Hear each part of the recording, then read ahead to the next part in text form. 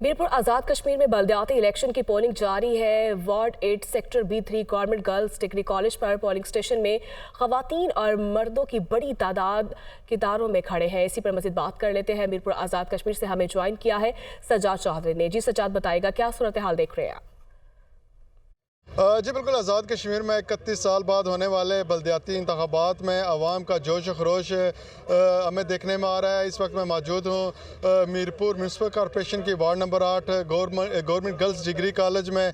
यहाँ पर ख़वातीन और मर्दों के लिए अलग अलग पोलिंग स्टेशन बनाए गए हैं। 1500 ज़ायद वोट हैं। लोग सुबह सवेरे ही यहाँ पर पहुँचना शुरू हो गए थे।